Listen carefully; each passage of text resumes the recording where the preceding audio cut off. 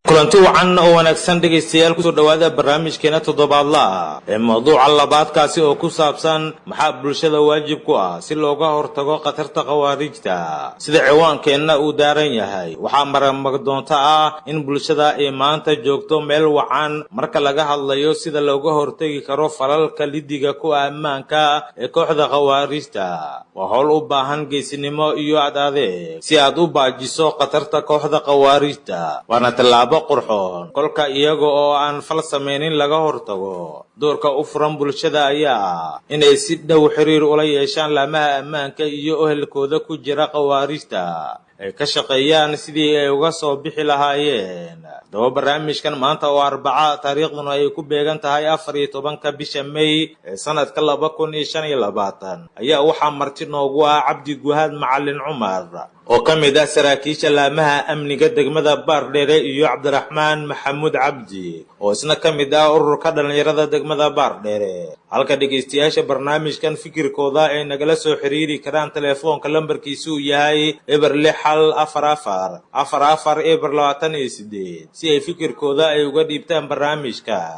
balse inta aan guda galin barnaamijkan ku soo dhawaada fariin wacyigelin ma tahay muwaadin ay qaldeen kooxda khawaarijta oo doonaya inuu ka soo laabto qaladkaasi kana faa'iideysto fursadda ay siisay dawladda ma tahay waalid ama ehel doonaya in carruurtiisa walaalkiis iyo qof ehel ay yihiin oo ku jira khawaarijta doonaya inuu ka saaciido inuu ka soo baxa inta uusan ku halaagsan ma u baahan tahay inaad hesho macluumaad ku saabsan sida aad adigu uga soo bixi karto kooxda khawaarijta ama qof aad uga soo saari karto doonaysaa inaad ogaato sida dawladdu kuu soo dhaweynaysa ama fursad aad bulshada kula midowdo ay kugu abuurayso daba si aad arrimahan oo dhan uga faa'iideyso waxaan kuu bandhigaynaa halka aad la xiriiri karto marka hore waa lambarka gaaban ee ah 49 kadib haddii aad ka agdhowdahay ama aad doonayso in aad la xiriirto qaybaha dhaqan celinta dooro 1 haddii aad doonayso qaybta galmudug dooro 4 haddii aad doonayso qaybta koonfur galbeed dooro 3 haddii aad doonayso qaybta jubbaland dooro 2 waxa gacmo furan kugu soo dhaweyn doona xirfadlayaal ka tirsan hay'adda qaran ee tubsan kuwaasi oo loo carbiyay shaqada kuna siin doona ciwaanada aad u baahan tahay fadlan inta fursada aad haysato ka faa'iideyso maasanid Cornel soo dhawow waxaad nooga warantaa maxaa bulshada ku waajiba si looga hortago khatarta khawaarijta bismillaahir rahmaanir rahiim والسلام يا ولي يحيى إلى عبد مركبلي وأديك بالشدة مركي آدم ومع العليا وأنا دوّي سؤال هذا مركي أنك جواب بالشدة وحوات بكوة إني كوعد الجليس قواريس تويل الشودة يضدك كجترة أنت صار عنه يا إني كعليان وكوعد الجليان وددك aqoon-yahanada iyo culimadu Soomaaliyeed oo ehl sunnada oo culimada nadiifta ah inay dadka diinta u sheegaan ka wacyigeliyaan waalidiintuna inay si fiican ubadkooda u ilaaliyaan oo ay ka wacyigeliyaan dadkaas cadaabta ku socda oo aan diinna ku dirirayn Soomaalinimana ku dirirayn naxariistana aan lahayn inay dadkaas ka wacyigeliyaan baa bulshada waajib ku ah khatarta nimankan khawaarijta ay leeyihiin maxaad ka xusi kartaa waxay leeyihiin waxbarasho male meesha joogaan oo caafimaad male oo ganacsato male oo beeraley ma jirto oo xoolo dhaqatadii waxa weeyaan xoolaha ka qaadanayaan bilaa sabab waxa weeyaan khatarta ay leeyihiin qof walba wuu garanayaa waa bilaa naxariis islaamku waa isku naxariistaa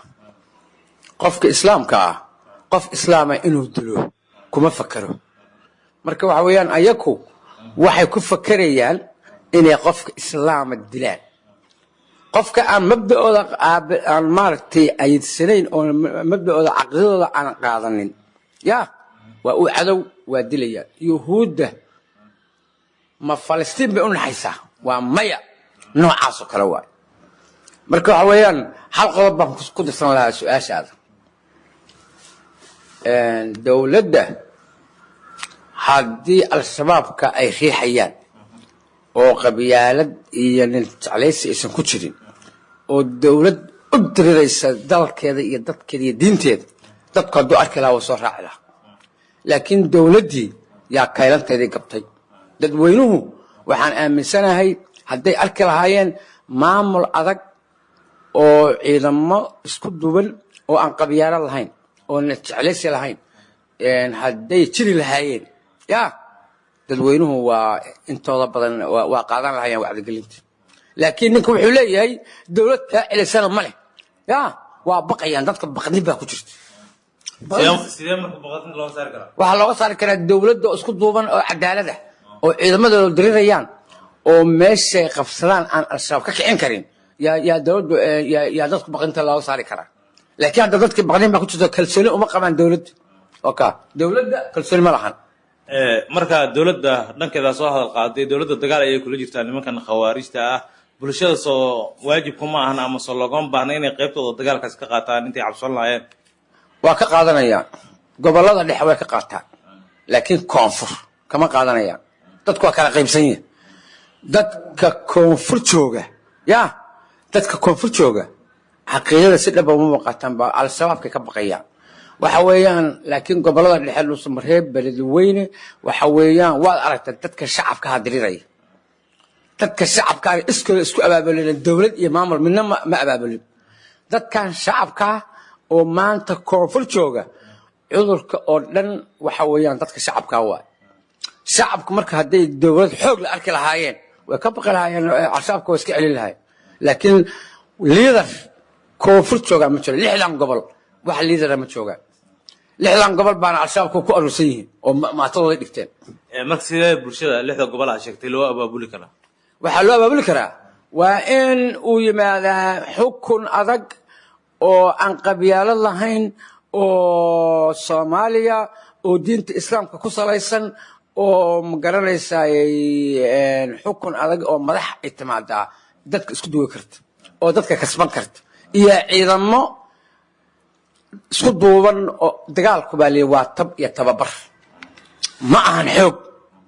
maskax bay hadda al-shabaab wadanka ku haystaan kuma haystaan xoog maskaxdoodaas waxa la rabaa mid burburisa oo isku duuban markii ciidamada iyo xukunka iyo mas'uuliyiinta iyo saraakiisha iyo madaxweynaha iyo xildhibaanadu ay yihiin dad nadiif ah ayaa dadka wax laga qaban karaa laakiin al-shabaabka wasiirada ku jira waxa ku jira xildhibaanadii madaxdii gobolada ku jira gabigoodaba waxa weeyaan marka waaba qaybsan yihiin al-shabaabka anaga taas ma cadeyn karno waxaan ku diinayaa dhalinyarada ku jirto safka khawaarijta sidee looga soo saari karaa marka waxa looga soo saari karaa ninka al-shabaabka ku jira waa la dilaya lababa cafinaya lagama soo saarayo waayo ninka al-shabaabka ka soo baxay annagu nafuufiyama marka waxa weeyaan lagama soo saari maayaba aniga dadka fakirka qaba in laga soo saaro laga soo tashiiliyo waxba kama jiraan in la dilo baan anigu aaminsan waka ugu dambeyn baaqa bulshada Soomaaliyeed ee ku dhageysanayso aad u dirayso muxuu yahay waxaan u dirayaa ummadda Soomaaliyeed oo islaamka ah oo aqoonta leh wiilashiina iyo caruurtiina iyo gabdhihiina inay ka soo ceshaan qofkii islaam wax maqlay dawladana waxaan ugu baaqayaa inaysan istiraatiijiyada ay ku dirayso maahan istiraatiiji samahan in ciidamada iyo hubka iyo gaadiidka ay al-shabaabku maalin walba ay qabsanayaan inay dawladdu qabshahay wax ku wada ka bedesho oo dawladdu ay noqoto dawlad rasmiya oo istiraatiiji leh oo saraakiil hogaamin oo tababar leh iyo ciidamo tababaran iyo al-shabaabka si qaab baa loola diriraa gaari qarax ay ku dhufanayaan waana la cararayaan qarax qaab looga difaac u leeyahay marka waxa weeyaan dadka waxaan kulli ala xal aniga hadalkaas aad baan horta inaan u la faguro aad weydiinaysa yaxyo ayaan doonayaa waxa weeyaan sida aniga ila al-shabaab 10 sano la diriireen tababarkooda iyo qaabka iyo dhagartoodana waa naqaanaa ciidamadannada iyo dawladannadu waxaan ugu baaqi lahaa in ay inta isku duumnaadaan hal mid ah oo uu kuliba ogaaratee inay ciidamada isku duumnaadaan qawaaniintaas aan tabarta lahayna in lala diriro shacabkana qofkii islaam inuu maaragtay ubadkiisa kala soo reebo ma tahay muwaadin ay qaldeen kooxda khawaarijta oo doonaya inuu ka soo laabto qaladkaasi kana faa'iideysto fursadda ay siisay dawladda ma tahay waalid ama ehel doonaya in carruurtiisa walaalkiis iyo qof ehel ay yihiin oo ku jira khawaarijta doonaya inuu ka saaciido inuu ka soo baxa inta uusan ku halaagsan ma u baahan tahay inaad hesho macluumaad ku saabsan sida aad adigu uga soo bixi karto kooxda khawaarijta ama qof aad uga soo saari karto doonaysaa inaad ogaato sida dawladdu kuu soo dhaweynaysa ama fursad aad bulshada kula midowdo ay kugu abuurayso daba si aad arrimahan oo dhan uga faa'iidayso waxaan kuu bandhigaynaa halka aad la xiriiri karto marka hore waa lambarka gaaban ee ah 49 kadib haddii aad ka agdhowdahay ama aad doonayso in aad la xiriirto qaybaha dhaqan celinta dooro 1 haddii aad doonayso qaybta galmudug dooro 4 haddii aad doonayso qaybta koonfur galbeed dooro 3 haddii aad doonayso qaybta Jubbaland dooro 2 waxa gacmo furan kugu soo dhaweyn doona xirfadlayaal ka tirsan hay'adda qaran ee Tubsan kuwaasi oo loo carbiyay shaqada kuna siin doona ciwaanada aad u baahan tahay fadlan inta fursada aad haysato ka faa'iidayso maasanid Cabdiraxmaan soo dhaw wax naga warantaa maxaa bulshada ku waajib ah si looga hortago khatarta khawaarijta khatarta khawaarijta horta aad bay u tiro badan tahay mid koowaad bulshada horta waxa waajib ku ah in ay u midoobaan khataraha kooxaha nabadiidka ah waayo haddaan kooxda nabadiidka loo midoobin bulshadan wacyigelin loo sameeynin dowladyo badan baa imaanaya oo kooxuhu inta badan waa masaajidaha iyo goobaha cibaadada bay dadka ugu faa'iideystaan inta badan waxay qaldaan waa dhalinyarada sidoo kale waalidiintu waxa la rabaa in caruurtoodu ay la socdaan goobaha ay booqanayaan ama ay tagayaan sidoo kale maalmaha fasaxa ah oo dugsiyaashu ay xiran yihiin ama jimcaha ah inta badan dhalinyaradu waxay sameeyaan nimankan khawaarijka ah way tashkiiliyaan oo goobaha masaajidaha ah ayay tagaan si ay dhalinyaradu u qaldaan oo fikir aan jirin ay u sameeyaan ama qofka ay u bedelaan magaciisa dhanka kale dawladda federaalka lafteedu waxaa laga rabaa in si dhow ay xiriiriyo ama ay ula xiriirto ururada bulshada rayidka ah oo waayo dadka haddii la wacyigeliyo oo la baraarujiyo dee khataruhu way yaraanayaan nimanka nabadiidka ahna ma helayaan dulduleelyo ay ka soo galaan bulshada sidoo kale waxaa loo baahan yahay dawladdu inay xoojiso dagaalka ay kula jirto khawaarijka halkaas waa yoolka ugu weyn oo waayo nimanku dagaalka haddii la xoojiyo oo bulshadii la wacyigeliyo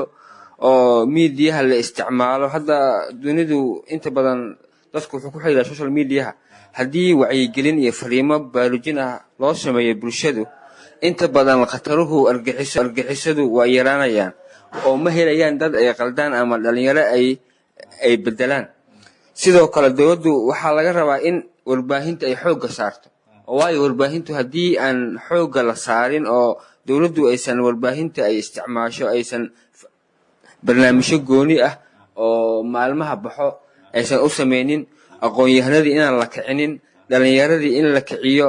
culimadii la isticmaalo ayadu waa dulduleel kale oo dawladda xaggeeda laga doonayo sidoo kale waxaa jirto waxa la yiraahdo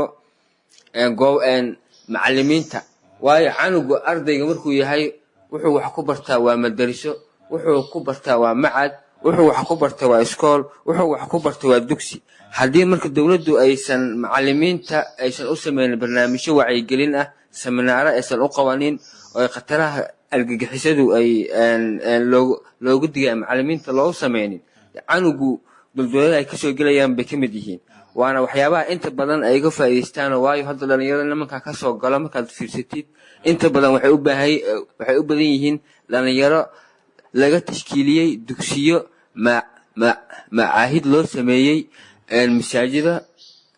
kitaabo loogu aqriyay iyo maxaadarooyin waxyaaba noocaas oo kale ah yaa bulshada lagu qaldaa marka nimanku dulduleeyo tiro badan bay bulshada u isticmaalaan khataraha marka ugu weyn oo hadda dalkayga ragaadiyana waxaa weeye bulshada ma dhisna oo dawladda iyo bulshada haddii ay midnimo ka dhaxayso wada shaqayn ka dhaxayso oo laamaha amniga ama taliyaasha booliska taliyaasha nabadgelyada haddii ay xiriiryo joogto ah ay wada leeyihiin iyo bulshadu ma helayaan firaaqooyin ay ka soo galaan nimankan khawaarijka ah sidoo kale waxyaabaha ay isticmaalaan waxaa ka mid ah in bulshadii ay la samaystaan tacaamul hooso odayaasha qabiilka ay ka soo galaan dhankii culimada ay ka soo galaan sidoo kale dadka reemiyiga ah oo baadiyaha joogo inay u sameeyaan ama dadku waa garan karta hadda xaalad culus baa lagu jiraa dadka samafal ahaan yay u sameynayaan ka dambana waa tashkiisanayaan marka khataro badan baa nimankan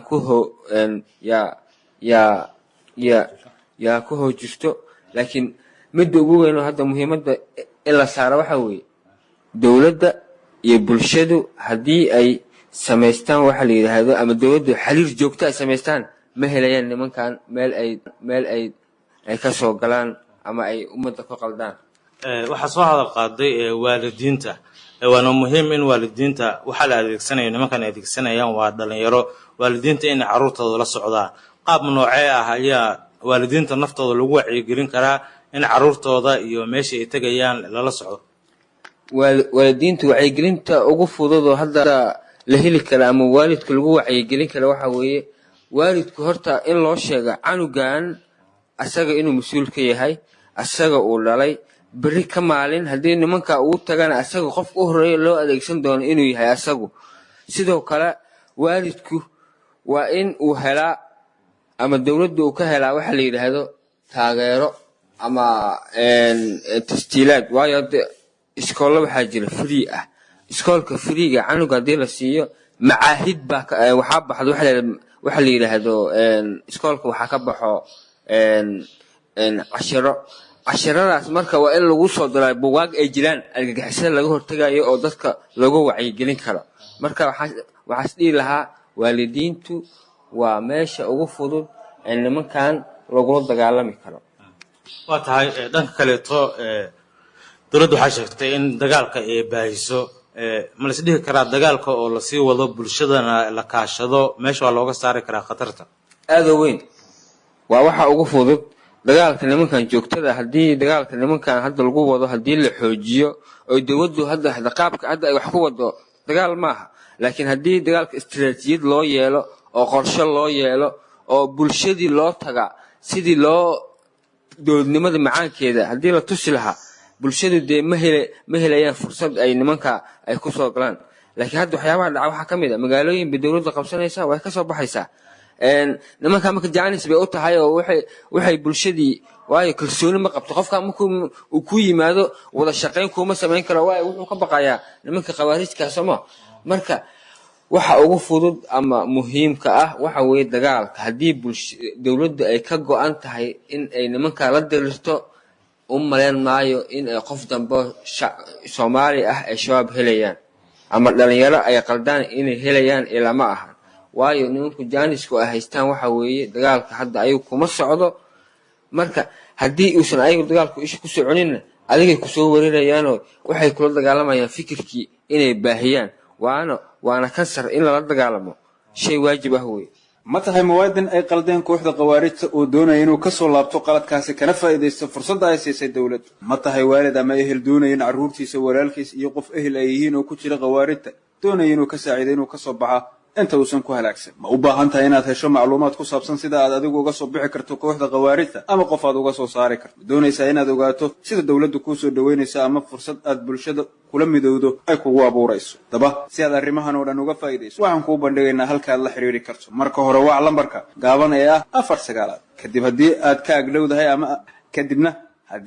agdhowdahay ama aad doonayso in aad la xiriirto qaybaha dhaqan celinta dooro 1 haddii aad doonayso qaybta galmudug dooro 4 haddii aad doonayso qaybta koonfur galbeed dooro 3 haddii aad doonayso qaybta jubbaland dooro 2 waxaa gacmo furan kugu soo dhaweyn doona xirfadlayaal ka tirsan hay'adda qaran ee tubsan kuwaasi oo loo carbiyey shaqada kuna siin doona ciwaanada aad u baahan tahay fadlan inta fursadda aad haysato ka faa'iidayso mahadsanid. haatan aan eegno dhanka iyo dhegeystayaasha mid iyo labo warsame guuleed jaamac waxa uu leeyahay bulshada waxa waajib ku ah inay iska kaashadaan sidii looga hortagi lahaa qataraha khawaarijta. Ismaaciil Cabdi Cali waxa uu leeyahay runtii bulshada Soomaaliyeed waxa loo baahan yahay inay gacmaha isqabsadaan isla markaana ay meel uga soo wada jeestaan qatarta khawaarijta.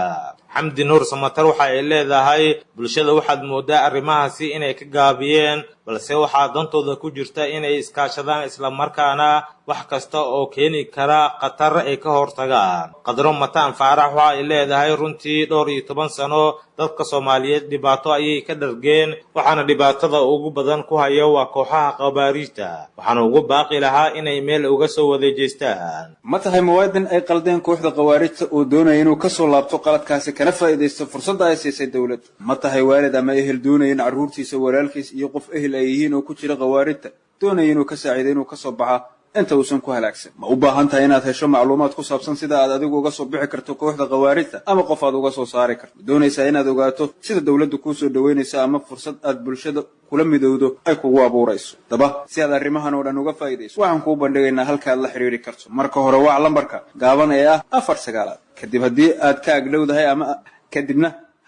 ka agdhowdahay ama aad doonayso in aad la xiriirto qaybaha dhaqan celinta dooro 1 haddii aad doonayso qaybta galmudug dooro 4 haddii aad doonayso qaybta koonfur galbeed dooro 3 haddii aad doonayso qaybta jubbaland dooro 2 waxa gacmo furan kugu soo dhaweyn doona xirfadlayaal ka tirsan hay'adda qaran ee tubsan kuwaasi oo loo carbiyay shaqada kuna siin doona ciwaanada aad u baahan tahay fadlan